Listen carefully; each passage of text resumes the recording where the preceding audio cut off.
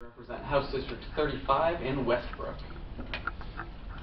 Good afternoon and welcome. My name is Paul Gilbert. I represent House District 74, the towns of Jay, Livermore Falls, and part of Livermore. Good afternoon. Welcome. I'm State Senator John Patrick from Rumford. I represent Senate District 18, which is 29 towns and townships in western and northern Oxford County, the town of Livermore, Livermore Falls, and Androscoggin County. Thank you. Good afternoon. I'm State Senator Andre Cushing. I represent 15 communities in southern Penobscot County. Good afternoon, everyone. I'm Representative Carl Ward. I represent Maine House District 131, which is the towns east of Bangor, from Otis down to Stockton Springs. Good afternoon. I'm Representative Ryan Spector. I represent District 11, part of Biddeford. Welcome, folks. I'm Representative Sue Austin from Gray. I represent 7/8 of that town, portions of Raymond, Casco, and Olive Bryan Island. Good afternoon and welcome. Thank you for your patience. I am Lawrence Lockman from Amherst. I represent House District 137, 15 towns and several townships in 3 counties. It stretches from the Penobscot Valley all the way to the Hancock and Washington County Highlands. Good afternoon. The last I remember, I represented District 21, which is Alfred, Shapley, Limerick, Newfield, and Parsonsfield. Thank you. We know you actually have a very long memory. So today we are doing work sessions, and we are joined by Natalie Haynes, our legal analyst, as well as our guest legal analyst, Christine Braun. I think I got that right. Kristen, sorry, so close. And Diane Stewart is our clerk. We will be beginning at the top of the page with LD 1319, and then we will be taking, sort of as a slate, LD 36, 52, 72, 77, 487, 739, and 843 together. So all the minimum wage bills essentially, except for LD 92. And then we will take LD 92. Last, we will take LD 1361. So just as a reminder to silence your cell phones and other devices, and no eating or drinking except by committee members, except for water in the committee room. And with that, I'm going to open the work session on LD 1319, and that's to ensure that wages and benefits of Maine state employees serve a public purpose. I just want to acknowledge that this bill has been surrounded by a little bit of controversy, and I would like to take my responsibility in that controversy, in that unfortunately I had in my head lumped this a group of bills together that we heard on Monday as right-to-work bills, not knowing that this bill really was not a right-to-work bill. And so, you know, I think that that has caused some hurt feelings and amongst the bill sponsor, and some confusion amongst some other people. So I want to take responsibility for that, and I apologize. Representative Campbell. I make a motion not to pass. Second. Okay. So I actually never opened the work session, so I'm going to bang the gavel and open the work session. I was sort of making that statement before opening the work session, but I understand there's a motion ought not to pass by Representative Campbell, seconded by Representative Mastracchio. I also understand there are probably some discussion. Representative Lockman. Can we hear from the analyst on what they have? Sure. Excuse me. Another copper. I'm okay. Okay. Make sure you don't do the highlight. It's okay. In green, and a spreadsheet prepared by Kristen that summarizes the comparison of employee organization lead policies in the executive, legislative, and judicial branches in municipalities.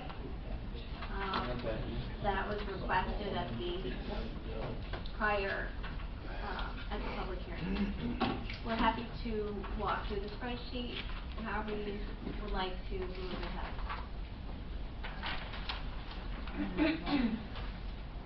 Does anyone have specific questions? Carl, as a bill sponsor? Yes. Thank you, Madam Chair. Oh, I'm sorry, Representative Ward. Apologize. One and the same, luckily. Thank you, Madam Chair. It looks as though you've gotten a start on this. One of the requests for information that we realized was likely going to take you a significant amount of time was to actually be able to look into payroll records and costs and so forth, and be able to compile financial information, dollar information, and then also look beyond just the state bargaining units, but also look at county and municipal, et cetera. How have you come along on that? Well, first, there's two pieces to this, you're right, and there's a large amount of work being done right now, according to the liaison that we spoke with at DAP, who's working with the controller and your human resources there to go through the record for employees. And they have a relatively new policy over the past few years to require union members to track their administrative leave when they use it for union activities. So there is no simple way, though, to use their, it's called the TAM, timesheet reporting system, to sort that data. What they have to do is you look at how it's inputted by hand, manually by the employee. When they put in their admin leave, they would put the purpose they use the admin leave for. So they're in that process of going through all those records. It's about 500,000 data points they're going through. It covers, well, the scope is really broad, but it does cover the judicial branch. Relatively recently, this past year, they came into the TAM system. So they actually said that they could get this data by Monday. It wouldn't be, they qualify that it's not 100% reflective because it relies on employees inputting that data in the box. And the policies vary, I guess, depending on which manager, how the manager manages the office. But they can speak much better about the process they're using for this, but they would have that by Monday. That being said, I'm going to let Kristen take over the rest of the work that she's been doing. Good afternoon. Welcome. Thank you. So I put together a chart which compares side by side the employee organization leave policies in the executive, legislative, and judicial branches. And I also have some information regarding municipalities that we obtained from Maine Municipal Association. Before we start, may I ask a question now? Sure, Representative Stratton. These things that we're talking about here, are these negotiated items in everybody's contract? Yes, these are negotiated items in all the contracts. So they're agreed to by both the state and the Right, bargaining that's what I'm saying. So they were agency. agreed to between both parties. Right. So I guess my question is, what does this have to do with what we're talking about it if it isn't, in fact, a right to work bill? I don't understand why we're talking about it.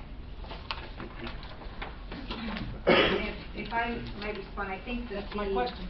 The bill sponsor made the point when he gave his testimony that the taxpayers are not aware of this. So I think this is almost like a transparency sort of bill. Am I wrong, Representative Ward? Madam Chair, you're exactly right. Representative Gilbert? Thank you, Madam Chair. So we're being asked to get involved in contract issues that are negotiated by both labor and the employer. And we're also being asked, if I'm reading this right, to get involved in municipal and county, which is local control. Michelle are being asked to micromanage the state, the counties, and municipalities. Representative Ward, do you have a different perspective? The perspective of the bill, Representative, was to, yes, provide some transparency. The issue that we have here is that the taxpayer is not aware of what's going on. The taxpayer is not at the table when this is going on in 47 out of our 50 states because of the way the state constitution is written. If this is even unconstitutional, it's simply not allowed because it's considered a gift for union release time. And I think that the public deserves to understand when state employees who are on the taxpayer payroll, or any municipal or public works employee that are on the taxpayer payroll is doing something other than what the taxpayer is expecting that they want to do. And that was the gist of the bill. Representative Herbig? Thank you, Senator. Maybe just for the sake of putting this discussion in the right direction, in a more focused direction, I believe, from my understanding of the bill sponsor's testimony, was that there were really 2 points that he saw as issue with providing transparency to the public. One of them had to do with concern over paid time for political activities, and the other one had to do with attending annual meetings. Right? Those were the 2. That was my understanding, were kind of the 2 points of controversy. Kristen, I'm just wondering if you could tell us if you had found out, are we still waiting on that information, or have you figured that, have you got to the bottom of that? Thank you. No, we do have that in the chart, and you'll see if you go through the chart, there are specific activities that employee organization leave is used for. And I would also like to point out that one of the points that was raised in the testimony was the leave for up to 290 MSEA SEIU members to go to the annual convention. And I called, and that was due to expire January 1st, 2014. And I did speak with MSEA, the political and legislative director, and she said that in the new contract that was that piece was not renegotiated, and now state employees use vacation time or comp time to attend the meeting. Just a point of clarification. There was a question asked. I didn't actually get a chance to answer the whole question.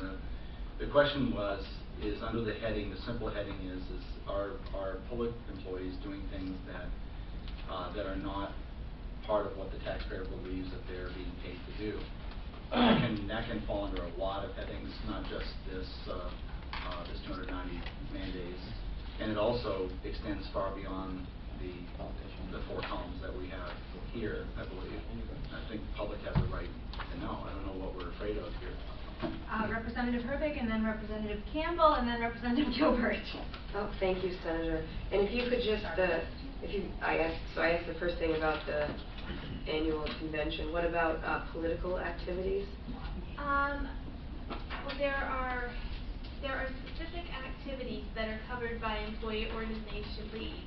And if you look on page 5, under other union business, the executive branch and judicial branch have provisions for other union business, but the executive branch says that employees can apply for administrative leave without pay, and the judicial branch limits it to 5 days paid and 15 days of unpaid leave.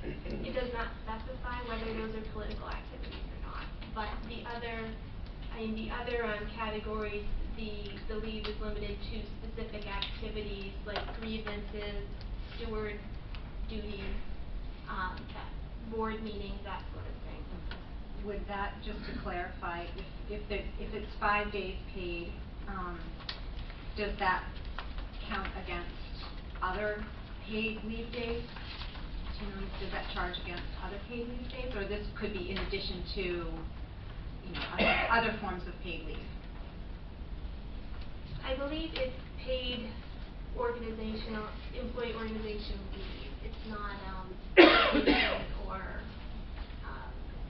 any other kind of leave. Does that answer your question? I think so. Representative Campbell, and then after Campbell, it's Gilbert, and then Ward. Thank you, Madam Chair. If the taxpayers of the state of Maine don't know what's going on now, they never will. And for the good representative to be here in his first year and thinks he's going to be a savior of all the taxpayers, that's not going to happen. We have a motion on the floor now, and as you apologized when you started, this has been dragged on long enough, and he's been pampered long enough. Let's And it's focus time on- to take a vote on this thing. We have a motion on the floor and a second. And we've wasted enough time, especially these people sit out here every day because you're in there listening to him crying. And it's time we voted on it. Representative Campbell, we're not going to cast aspersions on other people's motivations, please. Representative Gilbert. Thank you, Madam Chair. On page 5 that was cited, other union business, was that an answer to the question about political activities? It is the best answer that I was able to get for you, looking at the contract Okay. specifically. The federal government has what's called the Hatch Act, which prevents federal employees from getting involved in any political activities. And Maine has what is referred to as the Little Hatch Act, which mimics that federal law. And state employees in the state of Maine cannot get involved in politics on work time. So I think that should put a closer on that issue. Representative Ward. Thank you, Madam Chair. I appreciate all the dialogue that's going on here today, and I think one thing that it's pointing out is that, as was stated yesterday during discussions about this bill, is that the analysts are very capable, wouldn't want their job. They've gotten started on trying to take a good look at every facet of this question, but they're nowhere near being finished, and they need more time. 500,000 data points, I can't even imagine what that would take. And I would, again, implore the committee to consider allowing the analysts to do the time they need to have the time they need to get the answers that we need in order to make a fully informed decision for the people. Representative Misraki. Thank you, Madam Chair. What I would say in answer to that, Representative Ward, would be that we are in crunch time as far as the budget's concerned. I've talked to other committees where, especially appropriations, are waiting for information, and to tie them up asking for information that are negotiated agreements that we have as legislators nothing to do with is a total waste of their time, especially now. So I'm prepared to vote on this bill today and dispense with it. Now. Representative Fechteau, and then Representative Gilbert. Thank you, Madam Chair. I would just sort of echo what Representative Strachey just said. I think it's important to remember that, one, this is an agreement. The leave of absence, the time off, whether it be paid or unpaid, and in many instances it seems to be unpaid, is an agreement between the state of Maine as the employer and the union members. And I don't think taxpayers know what is in every contract any municipality or state agrees to. That's why they've elected folks to represent them, to engage in those conversations, to come to an agreement, to vote on those agreements, and that's the way government is done. If taxpayers want to see what the agreements are, this is public information. They can read it. I think we're beating a dead horse. We're gonna have however many million data points that are going to reflect what we already know. That they can take leave of absences for the things that are listed within this chart. I don't think we're going to find anything shocking, and I think we're wasting a lot of time. Representative Gilbert?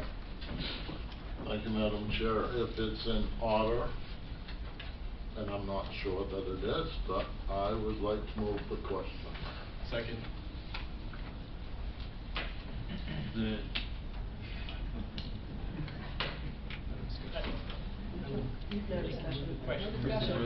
I would ask for a roll call on that. Okay, so, I guess we're going to take a roll call on moving the question. So all those in favor of moving the question, let's let Diane pop up there for a moment.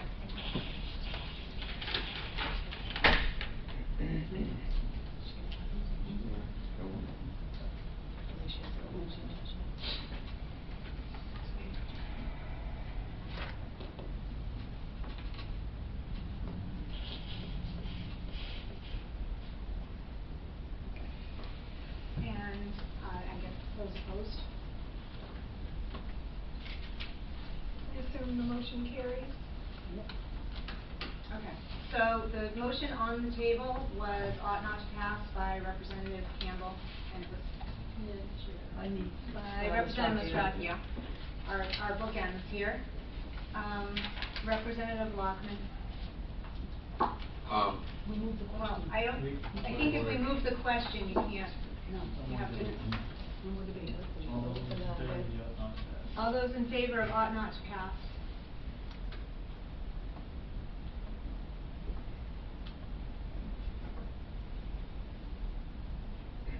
Okay. And those opposed?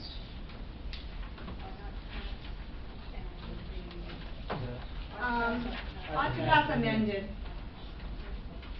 The amended, We'll give the Well, language to the yeah, I think We need it we'll online. get the language. So the language, Representative Ward, do you have suggested language?